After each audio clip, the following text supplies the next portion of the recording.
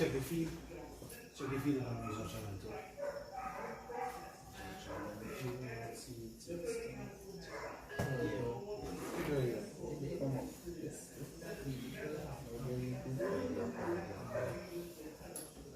Alright, Shalom. Shalom. Let's see if we can argue.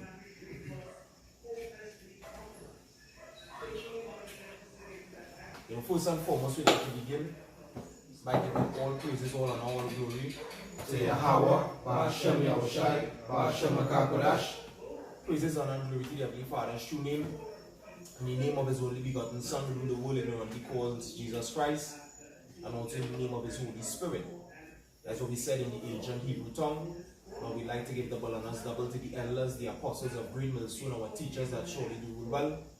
Peace, love, salutations to the men, the brethren on the four corners of this world that continues to spread this word, this gospel in all sincerity and in truth. My couple brothers from Green Millstone Trinidad gathered tonight. I'm going to do a quick bit of edification. As you can see the title concerning Daniel, the 7th chapter and the 4th verse. Alright, so we're going to dive right into it. This is Daniel chapter 7 and verse 4. It says, the first was like a lion and had eagle's wings, and I beheld till the wings thereof were plucked, and it was lifted up from the earth, and made stand upon the feet as a man, and a man's heart was given to it. Right, and if you're familiar with history, alright, is the prophet Daniel, alright, going into the visions that he received concerning the beasts, the 4 beasts. Alright, the first one being the lion. Alright, with the lion, take him Jeremiah the 50th chapter and verses 17. Each beast represented a kingdom or empire that ruled. But Jeremiah chapter 15 verse 17 says, Israel is a scattered sheep, the lions have driven him away. right, and Israel, alright, served captivity under these different beasts or these different nations that rule. So the scripture in Jeremiah, the 50th chapter, is going into how Israel being scattered due to the captivities that we were under. The first one being one, the Assyrian captivity in 722 BC, alright, taken by Shalmaneser the 5th, the son of Tiglath-Pileser the 3rd, alright, into Assyria, while bringing heathens into our land. A great transplanting took place. Alright, so it's going to further expound on it in the scripture here. Go ahead. It says, first the king of Assyria First the king of Assyria, as I just mentioned. Go ahead.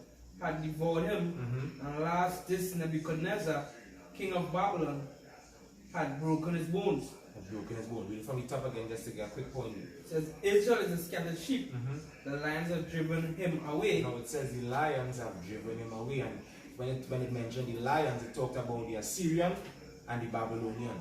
So this lion here that Daniel is speaking of in Daniel 7 and verses 4. I'll read it back for you. Go ahead.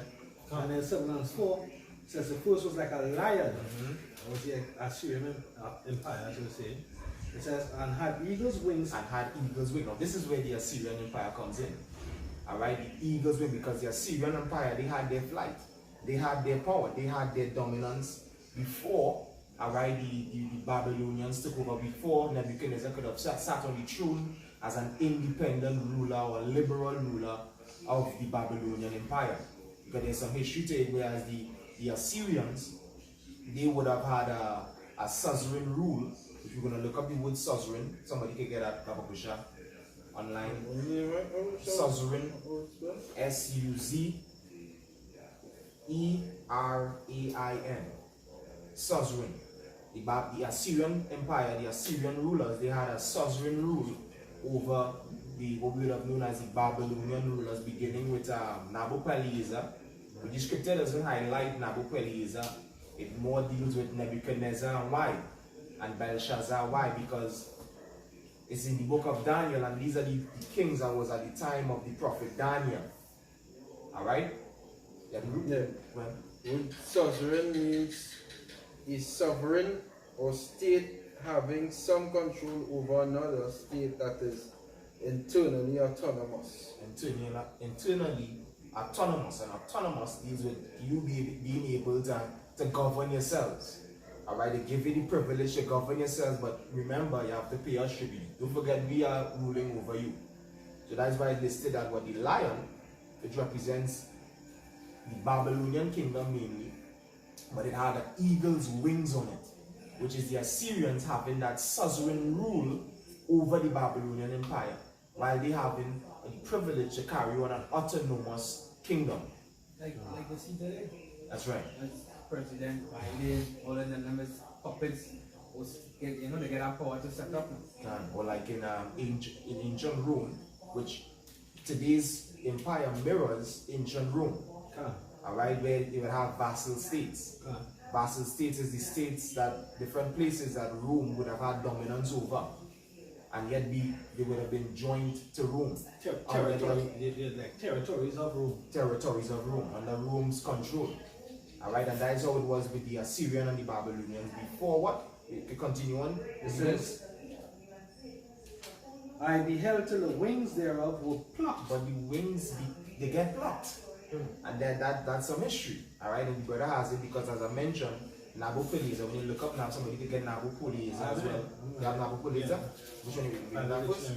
But okay, let's see it. Nabopolassar, right, in the Bible dictionary, the Strong's Bible, sorry, the Zondervan Compact Bible Dictionary. It says, first ruler of the Neo-Babylonian Empire, 626 to 605 BC.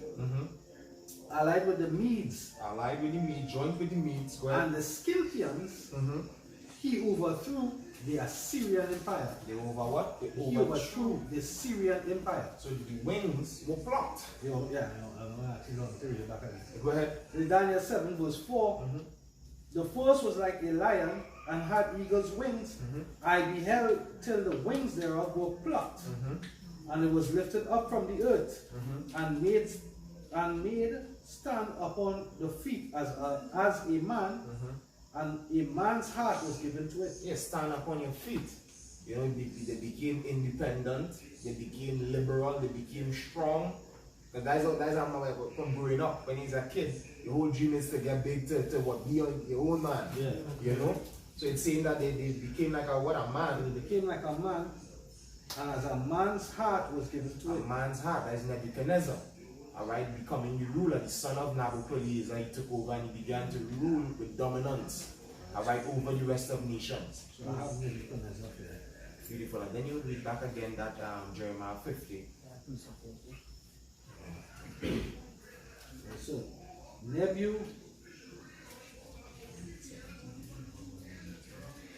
Nebuchadnezzar or Chadnezzar, Which means Nebo has, let me see if I get the exact, right, we have written it down here, to do with the crown, right?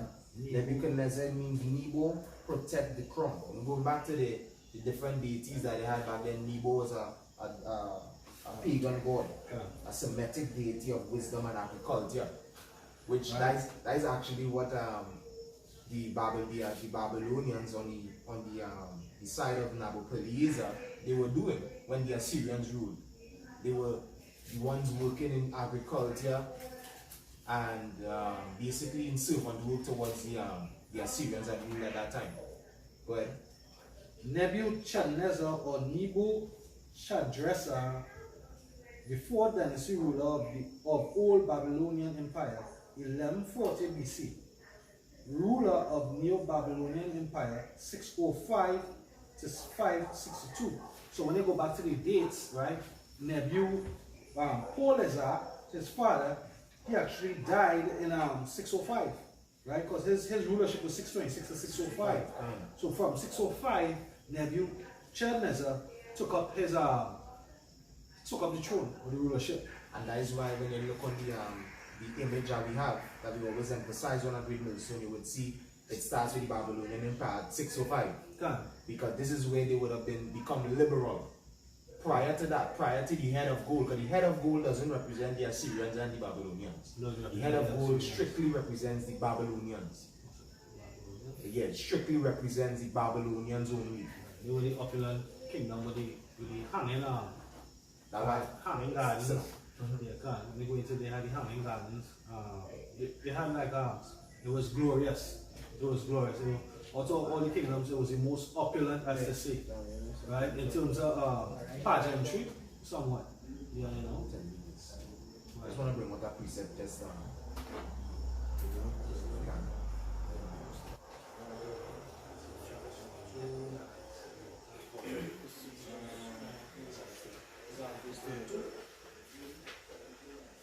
Yeah, two, you know, Right, that head up. yeah.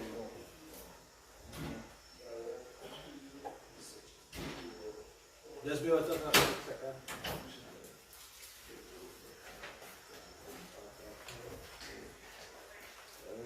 That is Daniel 2:38. 58. Right here.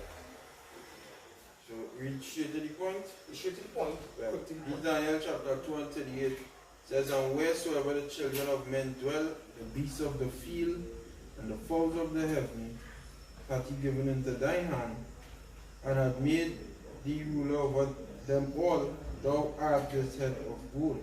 Thou art the son of gold, and Daniel was speaking to Nebuchadnezzar, king of Nebuchadnezzar, some pronounce it, Yeah. right? The king of Babylon.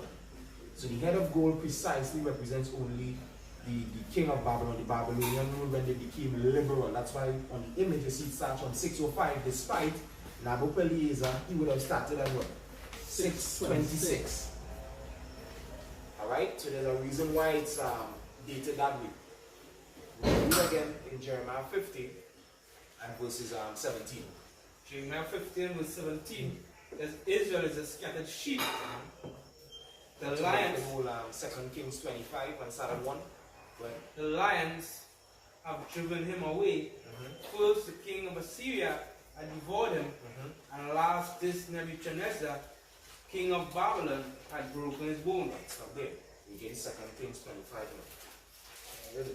Right. 2 Kings 25 and 1, it says, and it came to pass in the 9th year of his reign, in the 10th month, in the 10th day of the month, that Nebuchadnezzar, the king of Babylon, came,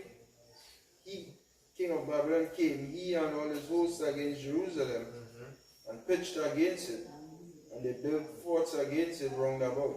Right. Came against it.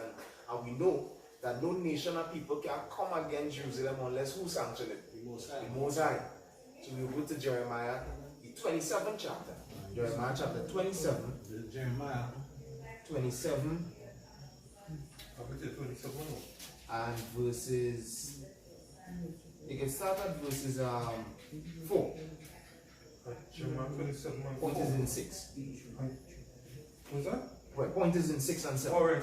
Yeah. Jeremiah 27 and 4. Mhm. And command them to say unto their masters, thus saith Yahweh, the power of Israel, thus shall ye say unto your masters, I have made the earth, the man and the beast that are upon the ground by my great power and by my outstretched arm, Go ahead. and have given unto whom it seemed meet unto me. Right, so it seems right unto, as it says in Daniel 4 and 17. I'm not here right now. You are there right now? Bring it out. This Daniel chapter 4 and verses 17. It says, this matter is by the decree of the watchers, The angels, go ahead. and the demand by the word of the holy ones, Go ahead. to the intent that the living may know that the Most High ruleth in the kingdom of men, and giveth it to whomsoever he will, and set it up over it, the beast, the basis of men. And that is what happened today. Right now, the basis of men is set up. Alright?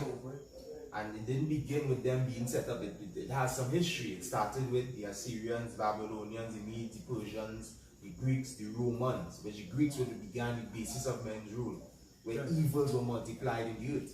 But that triptych is supposed to show that whoever is in rule, as it says in Psalm 78 and 5, promotion cometh. 75, 76, 75. Right? You can just get that too as well. 6. Psalm Okay. 75. Yeah, 75 and For promotion cometh me. Psalm 75 and 6. start at 4. Start at 4. Psalm 75 and 4. He said unto the fools, deal not foolishly, and the wicked lift up lift up not thy horn. Right, to the wicked, lift not up your horn. So like the scripture says, the fool said in his heart that there is no power, there is no God. Right, so who is that fool? Mother, present day. That is his son Edom. That's right, that's right. Right, so lift not up thy horn, because the Psalms, sorry, Job, I think it's Job 10, say what? The most of the heart, no, Psalms 10, say the most of the heart desire. Like Job, Psalms 10, Psalms 13, verse 3. 3. Oh yeah, 3 around there. Yeah. So the most of the heart's desire, right? And the heart's desire, as we see in the most recent times, the World Economic Forum, they boast of what? Try to eliminate 90% of the world's population, right? And to the 10% that remain to be what the slaves and the for the next word that they use, and then technicians to serve them. So they want to one, push past the bounds of rulership, and two, you know, through the blessing of Isaac, which they understand that they are the Edomites. So we Jacob understand that they are the Edomites. They are the cursed people of the Bible. And we are Jacob in the Israelites, he was like Native Americans. Right? Through their blessing, according to prophecy, they're going to what? Seek to slay Jacob. Right? That is what? Genesis 40:29. He say what? On the days of mourning is past, he will slay his brother Jacob. Right? And that's why it's called what Jeremiah 30:7 is what? Time of Jacob's trouble. Because basically it's Jacob we want to eliminate. That's right. Because they already, you know, and they already run the experiments and see which nation is going to submit. Moab already submit to extent.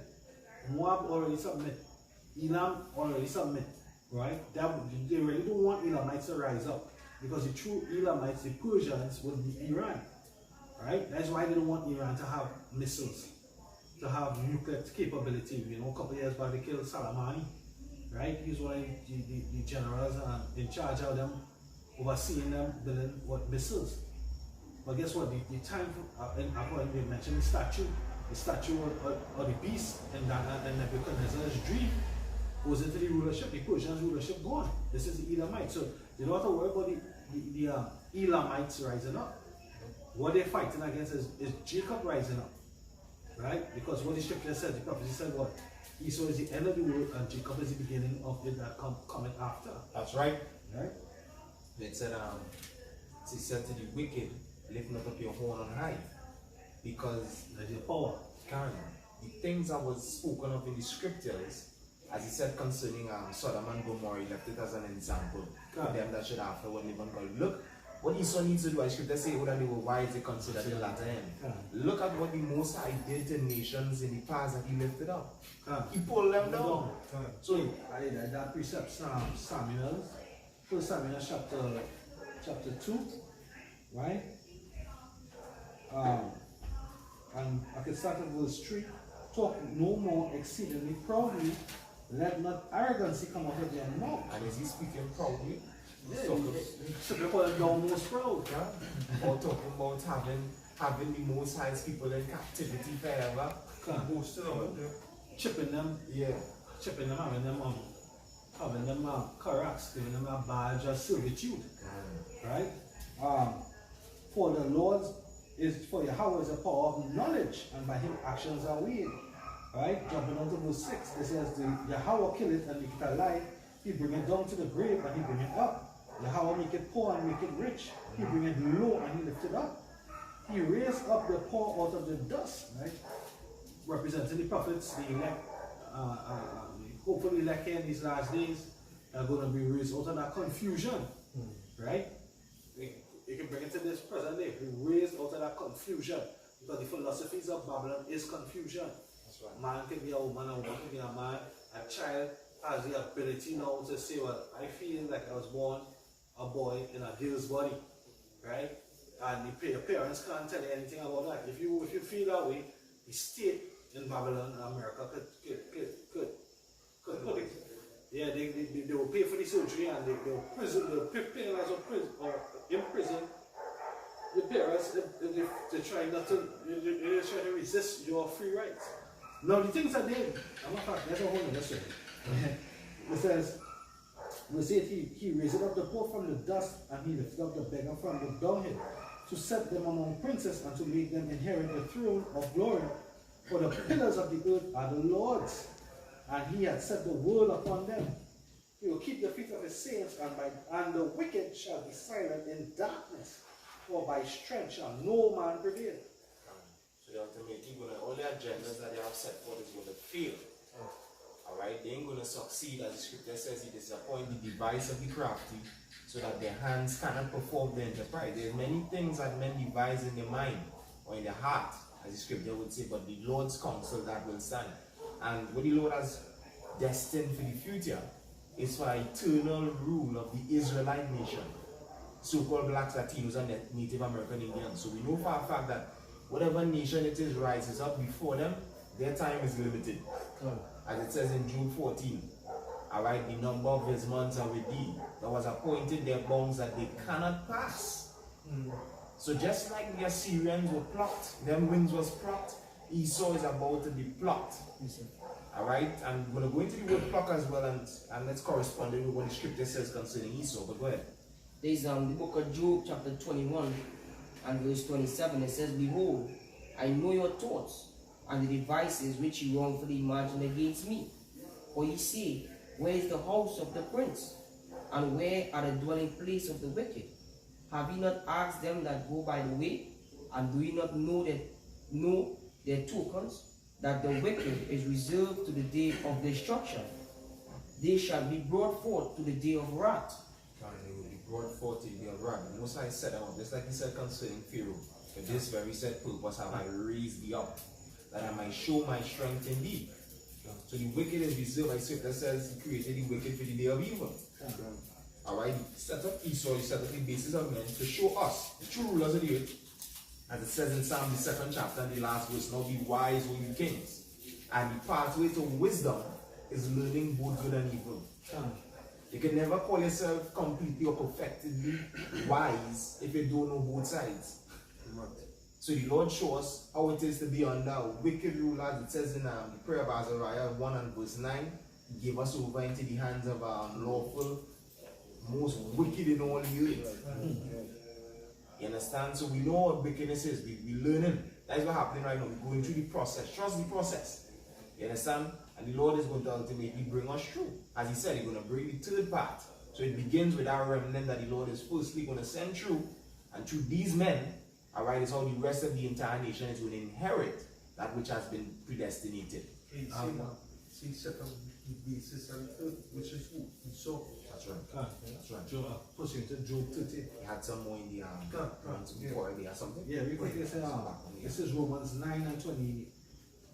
But in power, willing to show his wrath and to make his power known, endured with much long suffering the vessels of wrath fitted to destruction. You see, he endured it because I know when the Heavenly Father ultimately wants to see going on forever. Alright, when the Lord the scripture said the Lord has no pleasure in wickedness.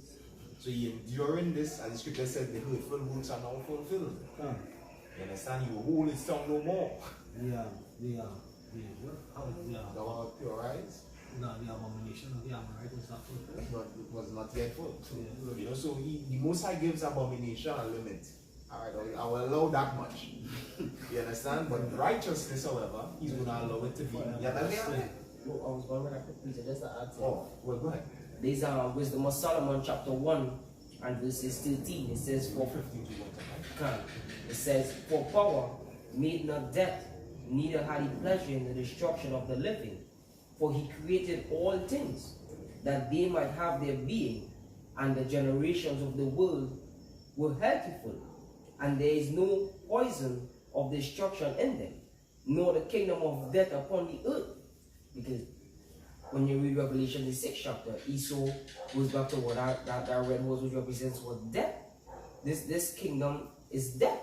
It has nothing living in this place. Read that this first part again, because this could confuse a lot how to say, as the scriptures say, the unlearned. They talk about Apostle Paul's writings. If you're not learned and if you're not stable, you're going to arrest it, you're going to twist it. You understand? It's going to be a struggle for you to understand what it says. So read it again. We're going to shed some light on it. Wisdom of Solomon, chapter 1 and verses 14. It says, for he created all things. That Verse before that. verses 13, it says, for power made not death. He made not death. You understand? So some a scoffer can take that and say, what are you talking about? You know, the Most High is issue death, and the scripture say he made not death. Yeah, think about it. The Most High, what's going to happen in the end? Let's take that scripture so contributed.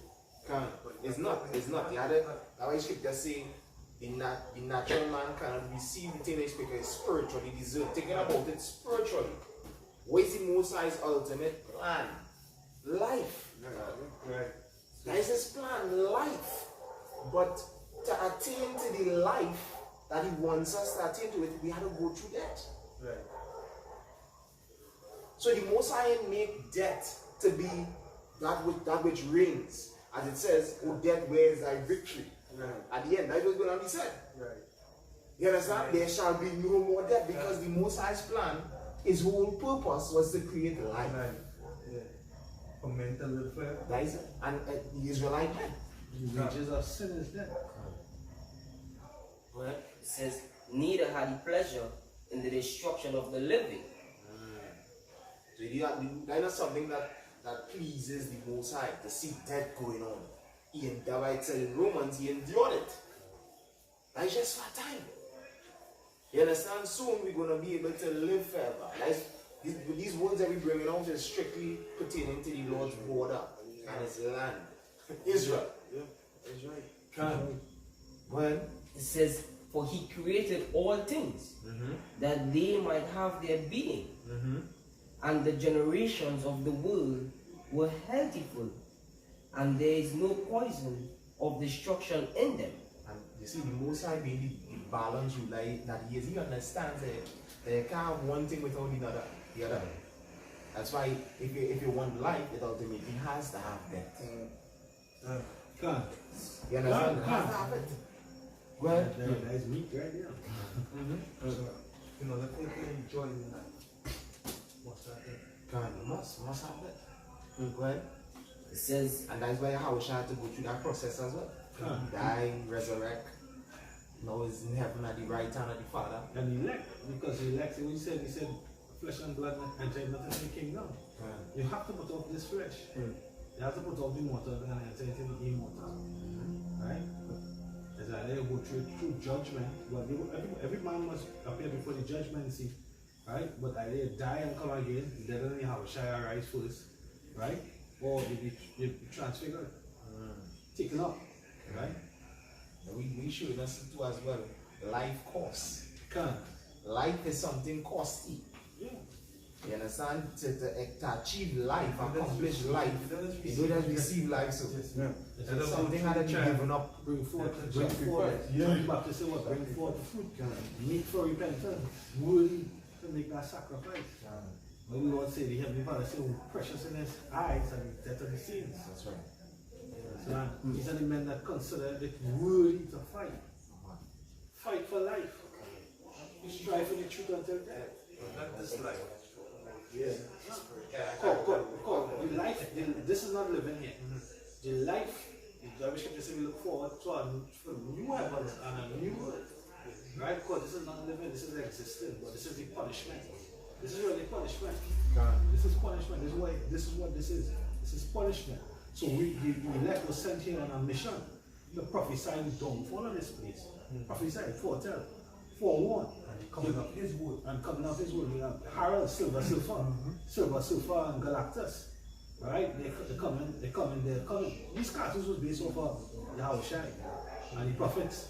Right? Now, only, as the scripture is always quote, only till I entered into the sanctuary, I understood there. Right? The Silver was the Harold. John the Baptist was the Herald. The elect are the Herald. And why the elects are the Herald? The scripture over there say what? The saviors. Also the Lord of the New Testament calls us what? Call the elect joint heirs unto Yahushua. So Yahushua did. The scripture says the servant are not the servant is not greater than his Lord, his master. Same suffering that Yahshua went through, he let go of the same thing. Yeah, Hebrews said that Hebrews said he came in the flesh. Right? So he's not strange to the sufferings that we're going through. Right? But you know, we kinda excited from the topic. Yeah. That's some more precepts on that topic. As a quick one, 2 7 verse 9 says, if this city now were given unto a man for an inheritance, if it never shall pass the danger set before it, how shall we receive this inheritance? See there? You had to go through it. There's the part. The scripture said this is the fight. Something that I can see in 2nd Ezra, which will cause man to fight upon the earth. You know, it has a certain part that it takes to reach the eternal life, that inheritance.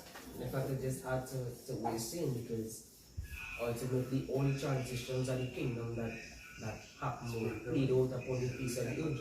We were there. And this is the course that we have to take from the top to the end in order for you to enter into this life.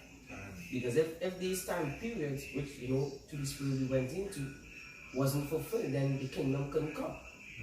This had to be done. So what we're going through is a must. And what he even showed us with these other, by putting up these other kingdoms to rule, he showed us how not to rule. Because these kingdoms are, when they are serious with plucked, it's not because he just feel to pluck them, it's because things he was doing. He caused them to do certain things, it resulted in their plucking, so we could see it. This is what causes a removal of a kingdom. Hey, as I want to say, one night I heard him say, the reason why all these other kingdoms fell is because why? They wasn't keeping God's statutes and commandments. Like with the man Solomon 6, in Church Alright. This is Sirach chapter 10 and verse 7. Pride is hateful before God and man, and by both did one commit iniquity. Verse 8, because of unrighteous dealings in injuries and riches got by deceit, the kingdom is translated from one people to another. Right? They translated from one, so as they were saying, this is why they're not in the worship anymore. Because of these things. They're guilty of these things. So Esau is well deserving of a plucking. Scripture says that injuries gotten by deceit, that causes a kingdom to be translated. And that's all Esau has been doing. Working deceitfully.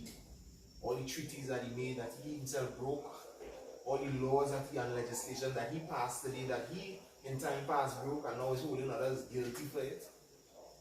That is the devil we do. The Lord has to take him out. We have Proverbs. In Proverbs 14 verse 34, righteousness exalts the nation, but sin is a reproach to any people. Yeah, righteousness is what keeps a nation up. What did the Most High tell Saul through Samuel? I believe that is 1 Samuel 13:13. 15:22. 1 Samuel 13:13. While I get it, this is Sirach chapter 10 verse 13. It says, verse 12, for the beginning of pride is when one departed from his maker, from power, and his heart is turned away from his maker. For pride is the beginning of sin, and he that had it shall pour out abomination, and therefore Yahweh brought upon them strange calamities and overthrew them utterly. The Lord had cast down the thrones of proud princes and set up the meek in their stead.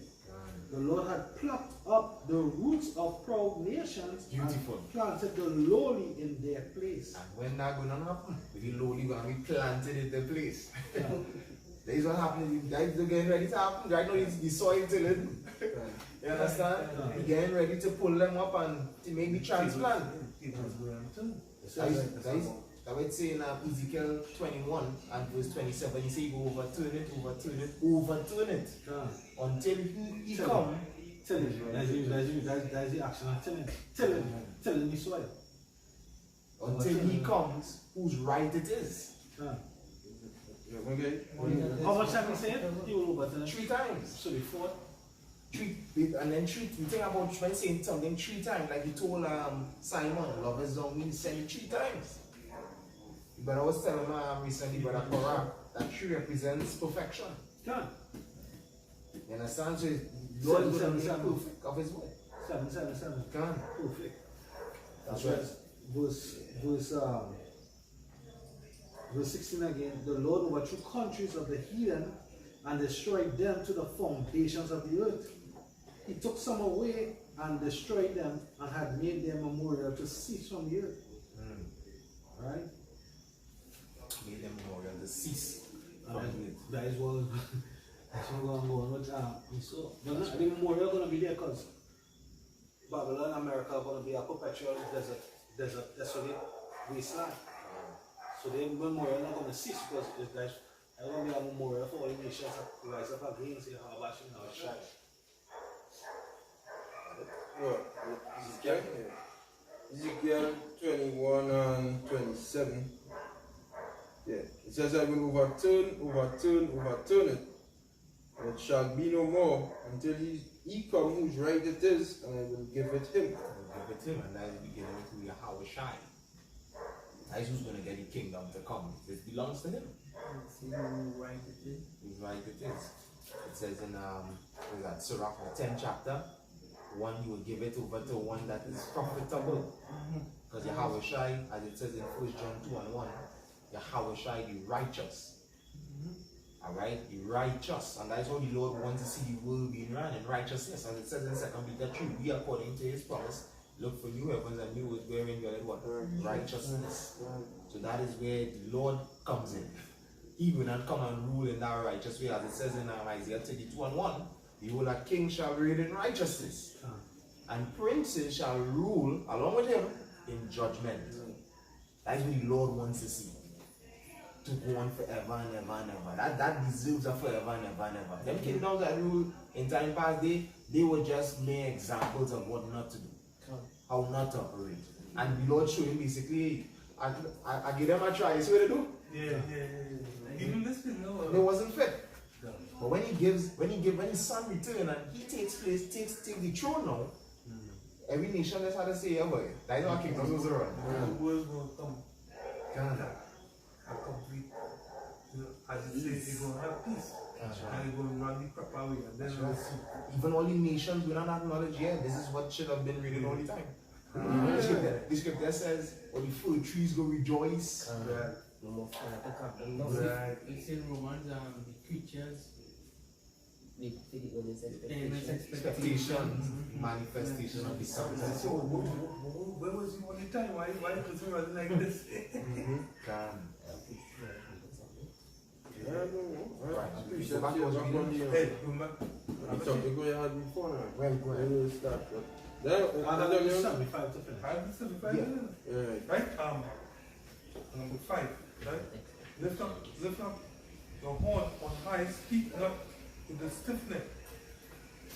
Is that what you're Yes, they do speak with a stiff neck. The Yeah, prophets are already telling you, hey, your time up, and you're still saying, nah, you're headstrong with your agenda. You all you need a mind supposed to just come and bow down. You see on every time camp set up, so we just have a group, like a large multitude that you might just come in to bow. Right. But they so believe in their agenda, they think they have hope still in the kingdom. More. and the pride. That's what they do. They set up space force, weapons, and the fight the Lord didn't want to give up the kingdom. They want to fight for it. More coming by the Holy Land. By who the thing Yeah, they Moab and all. Yeah. The scripture says, you the pride of Moab, Moab, yeah. and his lies, but it shall not be so. Everybody think they're going to rule next. Not so. In Psalms chapter 14, verse 2, Yahweh looked down from heaven upon the children of men to see if there were any that did understand and seek power. They are all gone aside, they are all together become filthy. There is none that doeth good, no, not one. Of all the workers of iniquity, no knowledge, who eat up my people as they eat bread, and call not upon Yahweh. There were they in great fear, for Yahweh is in the generation of the righteous. And see, they eat up his people as they eat bread. Now we know this is metaphoric, right? But actually, the Apostle Tahar today went into a lesson. I think it was entitled the delectable. Somebody get with that word? Or you can see the video, something the delectable Negro. Something like that effect. But basically, that article was going into how Esau used to physically eat us. They said some of the captains on the ships that we came across on, when they get hungry, they'll just kill a nigga and cook him. No, that's where you get picked up from. Pick a nigga up. Pick this one. Let's say we are sheep this So this devil has to pay for what he has done. They eat up his, read that part again. It says Psalms 14 and verse 4. Have all the workers of iniquity no knowledge, who eat up my people as they eat bread, and call not upon Yahweh? Call not upon the Most High. What do you call him? When they say God we trust, who they talking about? Like Satan. Go out of this world. Go out of this world. Go out of this world.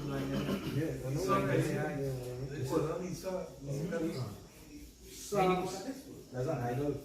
Psalms 10 and 13. Wherefore do the wicked contempt power? He had said in his heart, thou wilt not require it.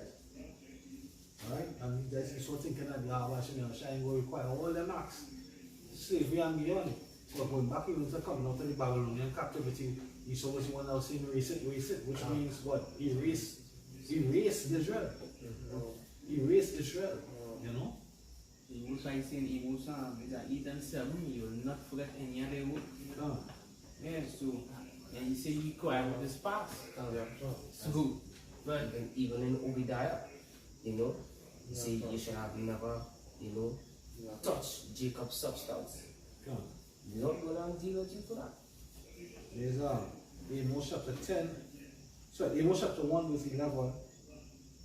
It says, thus saith Yahweh, for 3 transgressions of Edom, and for 4 I will not turn away the punishment thereof, because he did pursue his brother with the sword, and did cast off all pity, and his anger did tear perpetually, and he kept his wrath forever. And let's go back to Genesis 27 and 41. Right? In Genesis chapter 27 and verse 41. And Esau hated Jacob because of the blessing wherewith his father blessed him. And Esau said in his heart, the days of mourning for my father are at hand. Then will I slay my brother Jacob. That comes with a price, Esau. Slaying your brother. You understand? Just like, and you're supposed to know that. He was king who slew Abel. And when the Most High planned on recompensing him, he said, that's too harsh for me to bear. Yeah, he begged the same way as Esau. You He understand? said, is there but one blessing? Bless honor but one blessing? And they're gonna, and as the Lord expressed in Luke the 16th chapter, they're gonna cry again. Can't. Send Lazarus and send a drip of water on my jaw. See, man, you see that 1,000 years of dominion with It will be a slow roast. That 1,000 years is going to be a slow roast. So it's not going to slow that long time. So it's like they making a rotisserie, and they like pig. They're making a rotisserie pig. Literally, Israel going to make a rotisserie pig out of Esau. It's going to be a slow roast. And you're not going to be close. You're not even going to be able to hold my ankles or my heels to beg for mercy. So this is going to see all that from afar off. A great gulf fix. You understand? You have them heathens over, you're going to ham over you, whipping your ass. You understand? Shitting on you from the chariots. Slack, let me get this real quick. Zechariah.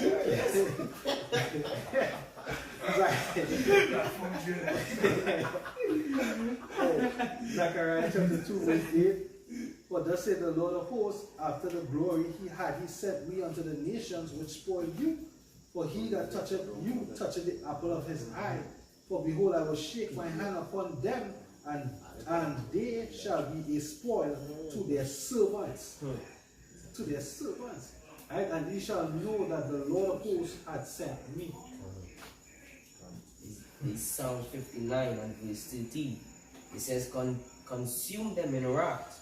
Consume them, that they may not be, and let them know that the power ruleth in Jacob unto the ends of the earth. Selah. That's right. Consume them. That's just gonna come by them leaks. You're gonna get burnt.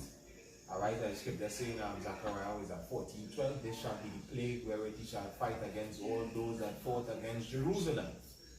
Because out of all the nations, it has not been given in Daniel 9:12. See the thing, when we started, if they started going, like the brothers today on the comment board of the Apostle Tahas video, they were going and they were bringing out certain things that were done to us, like especially to Nat Turner. You understand? I started going to and read some about that because They chop him up and thing. They chop him up. yeah, they actually took his skin and made wallets out of it. Yeah. Understand? They did something with his with his skin and also extracted certain oils and made creams and all them kind of thing. There was a lot of things they did. As I was going into is a hatred. Correct. Perpetual is an Ezekiel 35. That is hatred. And even go back to the Genesis, you set enmity. You understand? This is Isaiah 23 and I'll start at 9. Sorry, I'll start at 8. It says, Esau is like we the Philistines and we had a perpetual war between them going back in history as well. Esau is the same thing. it says, who had taken this counsel against Tyre, the crowning city, whose merchants are princes, whose traffickers are the honorable of the earth. The Lord of hosts had purposed it to stain the pride of all glory and to bring into contempt all the honorable of the earth.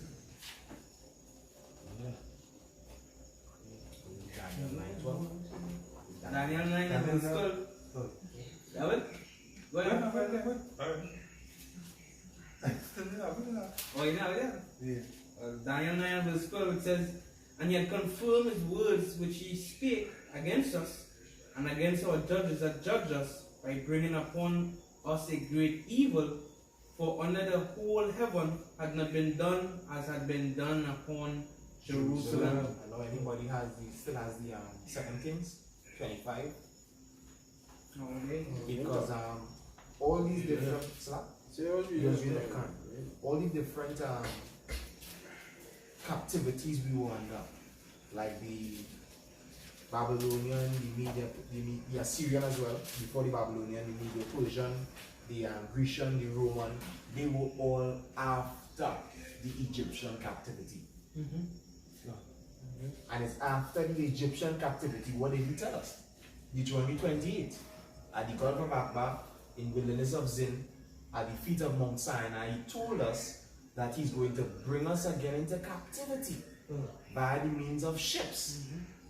Which precisely speaking about how we came across here on the transatlantic slave trade.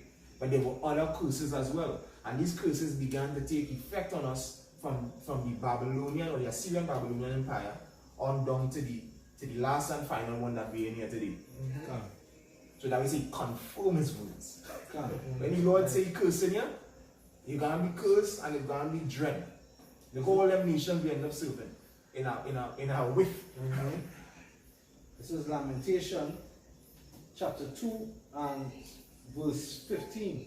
All that passed by clapped their hands at thee, kissed and wagged their head at the daughter of Jerusalem, saying, this is the city that men call the perfection of beauty, the joy of the whole earth.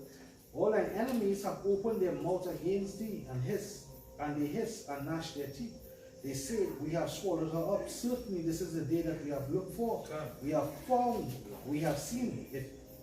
Yahweh had done that which he had devised. All the other nations sold up Israel. He had fulfilled his word that he had commanded in the days of old. He had thrown down, he had not pitied, and had caused thine enemy to rejoice over thee. That's why he just broke down. Right? In the midst of Zin. Right? He had set up the horn of thine adversaries. Going back to the same Deuteronomy 28. Right? This Maccabees 2 and 10. First Maccabees chapter 2 and verse 10 says, what nation had not had a part in her kingdom and gotten of her spoils? What nation have not? You understand? So the curses had full effect on us. It's as he told us, your enemies will get up above you very high, they will come down very low. Every nation take part in talking down Israel. That's right. So now is the time, as the scripture says, the iniquity is accomplished, your warfare is accomplished, your iniquity is pardoned. Now it's time for us to rise out of that. As the scripture says in Psalms 136, he remembered us in our low estate. We the people that the Most High remembers. He's not going to leave us under. Alright? He's going to, as David said it, I know that you wouldn't leave my soul in hell. Neither would you leave thy holy one to see corruption. And the only one is Jacob. That's it. Yeah, First, he beginning with the Lord. But that prophecy was precisely towards him. You understand how he would not allow him to rot in the grave? Right. He'd have risen him up. Right. Well, Psalms 136 and verse 23, God remembered us in our low estate, for his mercy endures forever. his mercy endured forever, and his mercy Let's speak up right there. Yeah. It says, who giveth, it says, who hath redeemed us from our enemies, for his mercy endured forever. His mercy endured forever. You redeem us From our enemies. and as it says in Luke, he redeemed Israel. So this isn't pertaining to what the Bible story. Alright, the message of salvation and redemption. Alright, and the Lord's mercy is only to a particular nation of people. Alright, all these nations they have their pawns. Alright, like you're playing chess, it's at the front pawns, let the pawns go first. And what Margaret was saying next. Come. Sell on the phone, sell on Sell the the phone. blind. The blind followers of the blind. Come. Yeah, sorry. The true kings will not step forward now. And they will be reformed too, because that was our first estate. You understand? The angels that left the foot. Being that if we are those men, we were actually the first group of spirits created after Yahushua. You were the first brethren as well. We were the ones that came together and moved the elements and created the sun, the moon, the stars, everything that they see today. So imagine kind of how we put it back again.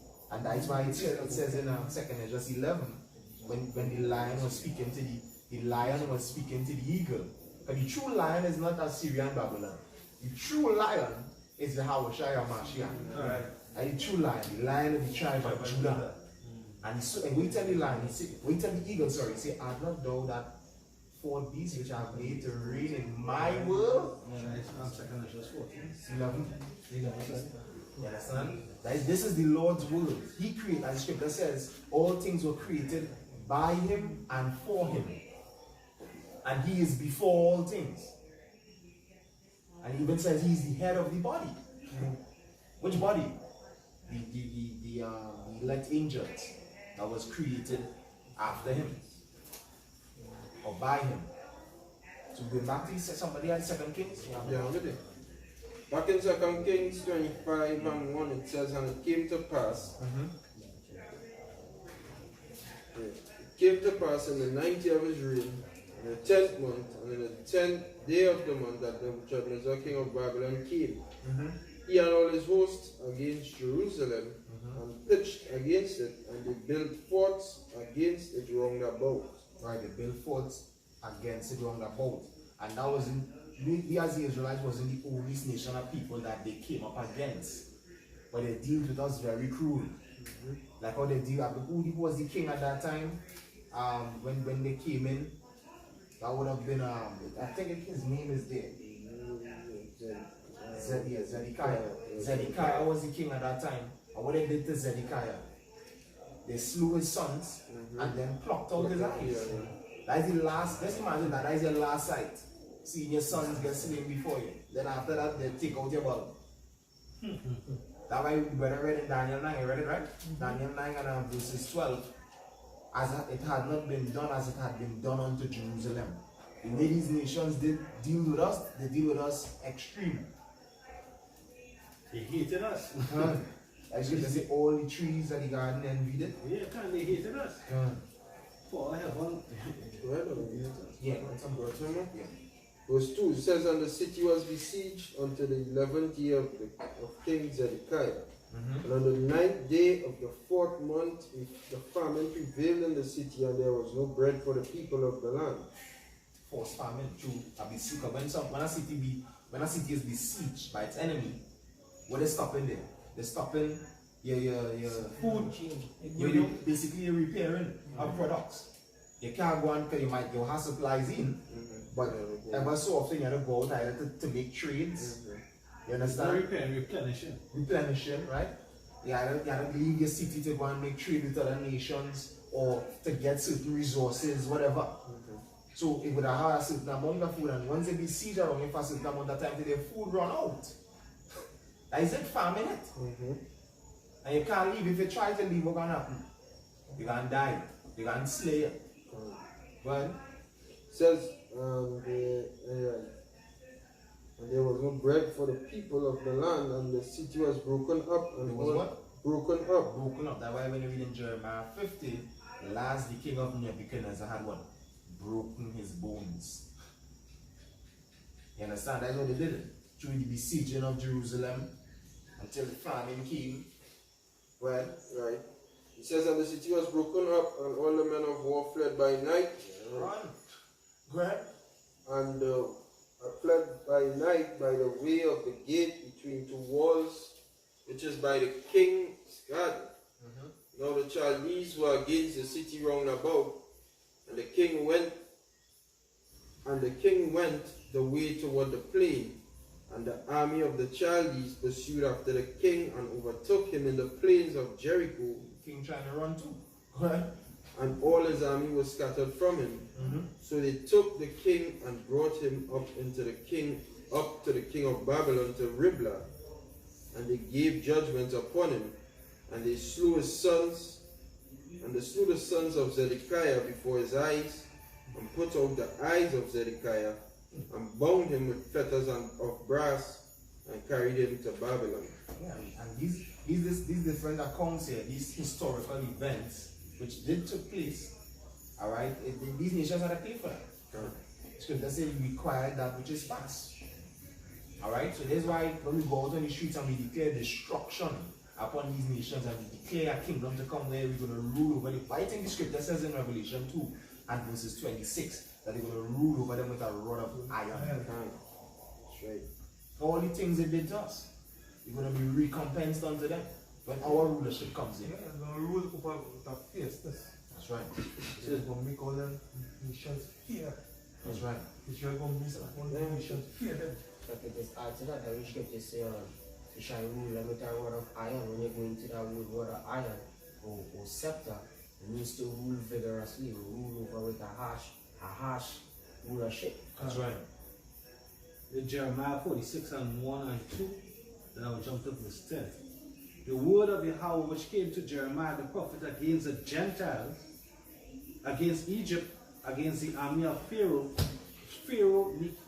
Necho, king of Egypt, which was by the river Euphrates in Carchemish, which Nebuchadnezzar, king of Babylon, smote in the 4th year of Jehoiakim, the son of Josiah, king of Judah. Jumping on to verse 10. Because basically the same judgment will come to all the heathen, because this Gentile here was the heathen nations, right?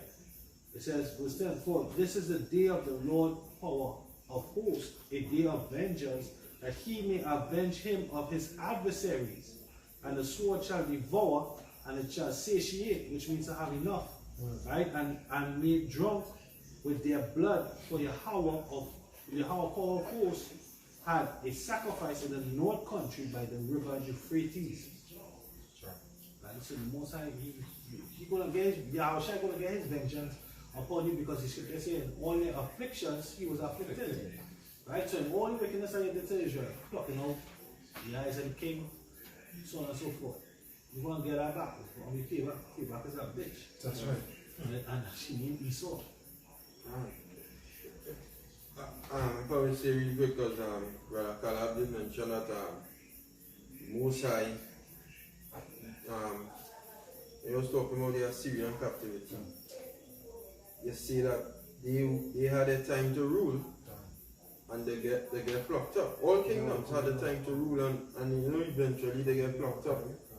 And another reason why they ruled, because it was prophesied, because to put the kingdom of Israel. Let me just read this here real quick. The book of Hosea 1 and verse 5. It says, and it shall come to pass at that day that I will break the bow of Israel in the valley of Jezreel. And she conceived again and bare a daughter. The Most High said unto him, call her name Leruhamah, for I will no more have mercy upon the house of Israel, but I will utterly take them away. So, how did the Lord take them away? He took them away by the Assyrian captivity. That's right. That's right. And when they fulfilled that, Babylon had to rise up. So they fulfilled that. They fulfilled that prophecy. And as they fulfilled that prophecy, Babylon rose up. That is where he was going into all the history with Nebuchadnezzar and Nebuchadnezzar and all of them. Alright? Because they had to fall. Eventually they fell because they actually took away the kingdom of Israel. Because the Lord said he wouldn't have no mercy on them anymore. He says, but I will have mercy upon the house of Judah. That is why they remain. I will save them by the Lord their power. I will not save them by bow, nor by sword, nor by battle, nor by horses, nor by horsemen. And that is when Sennacherib came in, and Sennacherib wanted to carry in the southern kingdom as well. And the Most High, how did the Most High get rid of the Assyrian captivity from taking away Judah, Benjamin, and Levi? Without sword or without war. Right? They go into the account of, I believe what happened was he caused some mice to come in and to eat up their weapons and whatnot. Let's see if I can get it. It says, now when she had weaned Leruhamah, she conceived and bare a son. Then said the Most High, called his name Lo-Ami, which is La-Aimia, for ye are not my people, and I will not be your power. And this was speaking to the kingdom of Judah, which eventually got conquered by who? Babylonians, who came up after the Assyrians. That is where we read in Daniel the 7th chapter. They had eagle's wings, and the wings were plucked. It was also plucked because they also fulfilled their lot. Their lot too was to put the kingdom of Israel in captivity, and they did that. Now the hands of Shalmaneser V, he took them away and led them captive into another land. That is 13th chapter in 2nd Ezra.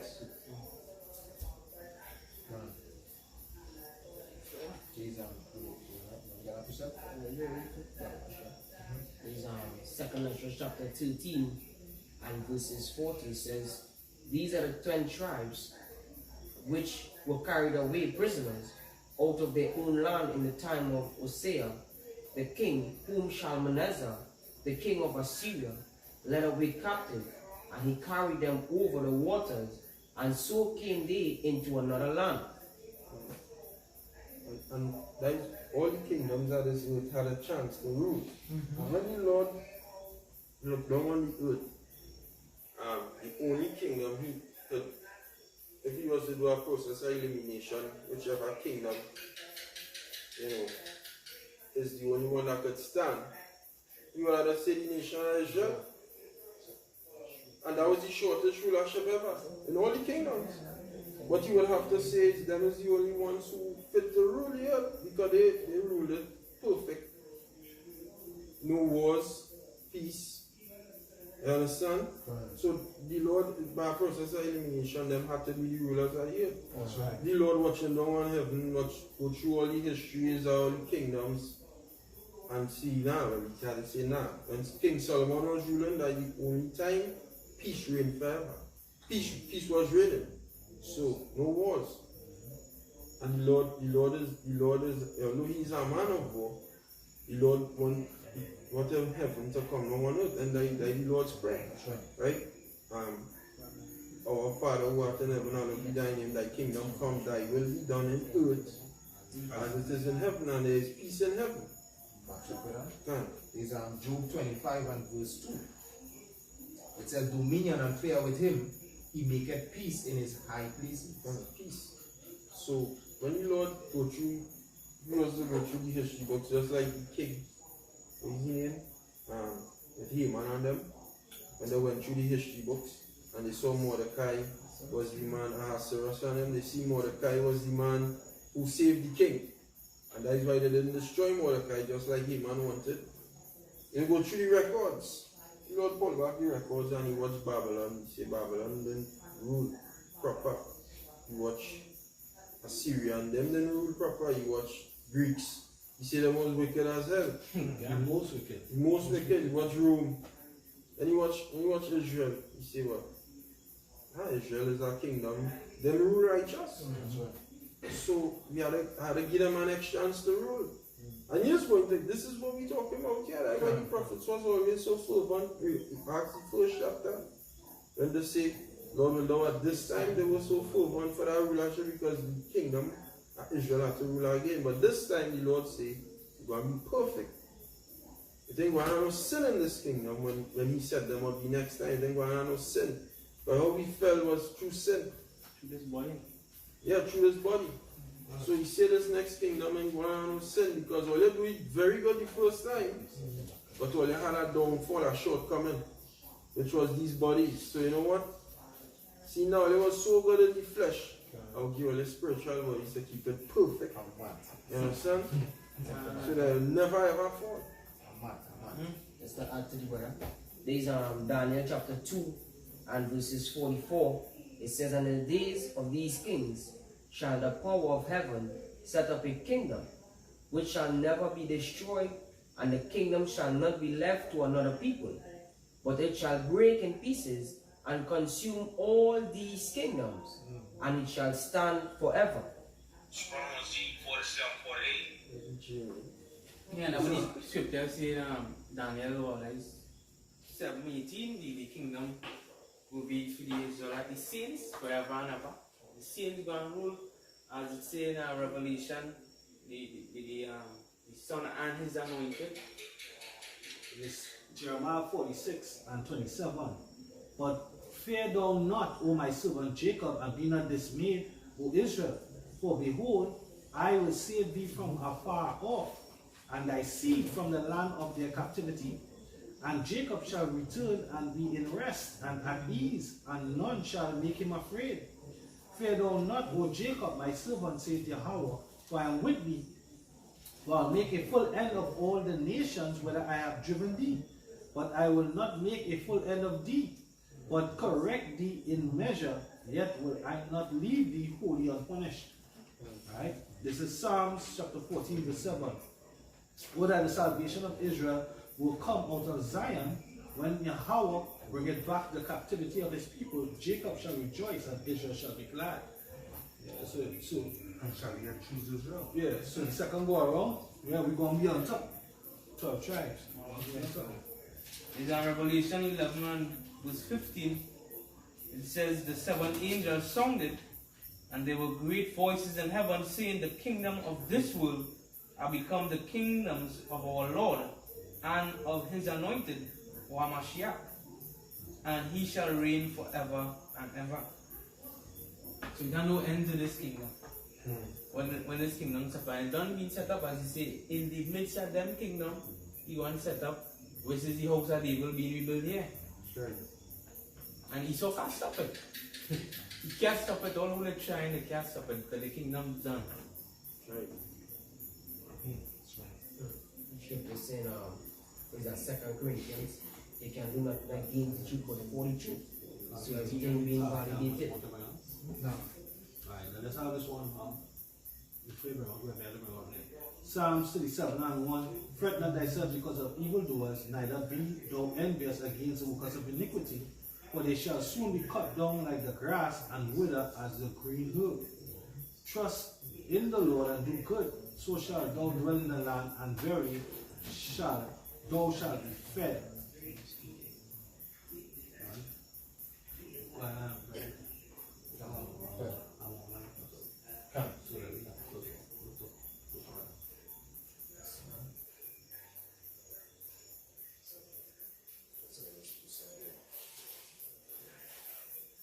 the book of Jeremiah chapter 12 and verses 14. It says, "Thus saith the Lord Yahweh Ba'ashem Yahushua against all my evil neighbors that touch the inheritance which I have caused my people Israel to inherit. Behold, I will pluck them out of their land, and pluck out the house of Judah from among them."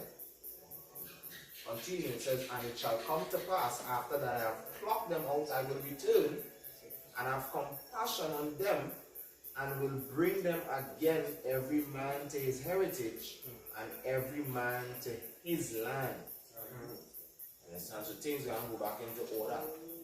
Alright, the nation of Israel is going to go back to where we belong, and these other nations are going to have to go back to where they belong. All that mix up that was caused through captivities that we undergo, where they brought us, beginning with the Assyrians, they brought us from Samaria into Assyria, put heathens in our land, and Esau now come and do the same thing in these times. And when the scripture likened them to be the Assyrian, they basically did the same thing. So just like the Assyrians were plucked, the Lord is saying to all the evil enemies, all his evil neighbors, they're also going to be plucked up out of his people's land. You understand? Two quick ones. This is Ecclesiastes 3 and 1 and 2. To everything there's a season and a time to every purpose under heaven. A time to be born, a time to die, a time to plant, and a time to pluck up that which is planted. The Lord planted them nations, so you're plucking them up now. This is Isaiah chapter 13, verse 18. "Their bows also shall dash the young men to pieces, and they shall have no pity on the fruit of the womb. Their eyes shall not spare children. And Babylon, the glory of kingdoms, the beauty of the Chaldees, excellency, shall be as when the power had overthrew Sodom and Gomorrah. It shall never be inhabited, neither shall it be dwelt in from generation to generation. Neither shall the Arabian pitch tent there, neither shall the shepherds make their fold there. But wild beasts of the desert shall lie there, and their houses shall be full of doleful creatures, and owls shall dwell there, and satyrs shall dance there. And the wild beasts of the island shall cry in their desolate houses, and dragons," I feel like that's what we're saying, and dragons in their pleasant places, and her time is near to come. The time is what? Near to come. The time is near to come. And a day shall not be prolonged. And that is why the prophets out here raising up so frequently and so abundantly. But that is it, when the Lord about to bring destruction, he sent prophets on the scene. You see the amount of prophets that are raising up to the 3-4 corners of the earth. So that great destruction that has been predestinated is about to happen. Alright, the time is near to come, and Lord willing is either this year, next year, but we just wait to come. You know, as it says in Revelation 22 and verse 20, we can close with that if anybody has anything. Yeah, Revelation chapter 18 and 1, "And after these things I saw another angel come down from heaven, having great power, and the earth was lighted with his glory. And he cried mightily with a strong voice, saying, Babylon, the great is fallen, and has become a habitation of devils." And this Babylon is not the ancient Babylon that was ruled by Nebuchadnezzar, but the modern day one, because when you read verses 8, alright, when you jump on, whatever bring it out. It says, right, when I finish, it says, "The habitation of devils, and the hole of every foul spirit, and the cage of every unclean and hateful bird." Jumping down to 8, therefore, every hateful and unclean bird or devil that speaks of here is beasts, desert creatures. It breaks that down in Isaiah 13 chapter. Go ahead. It says, verse 8, "And therefore shall her plagues come in one day, death and mourning and famine, and she shall be utterly burnt with fire." Right, and ancient Babylon was utterly burnt with fire.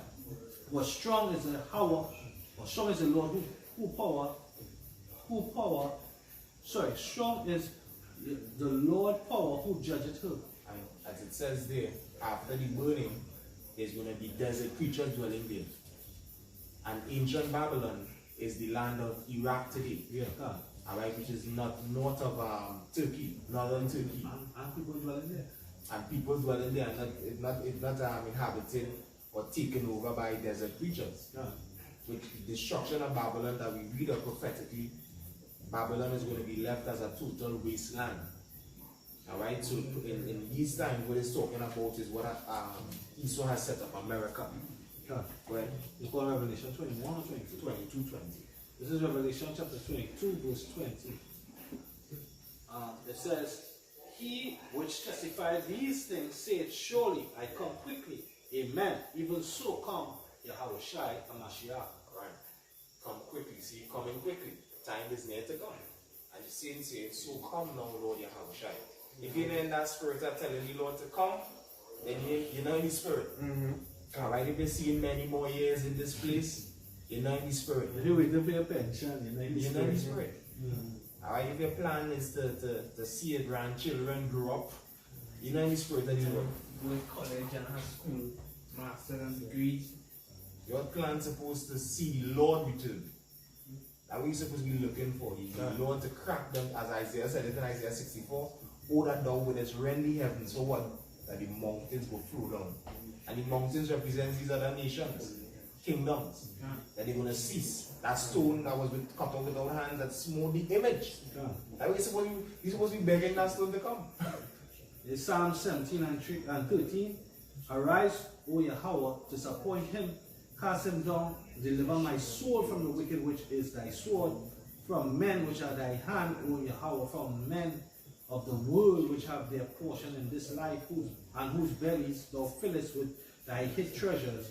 They are full of children, and they leave the rest of their substance to their lives.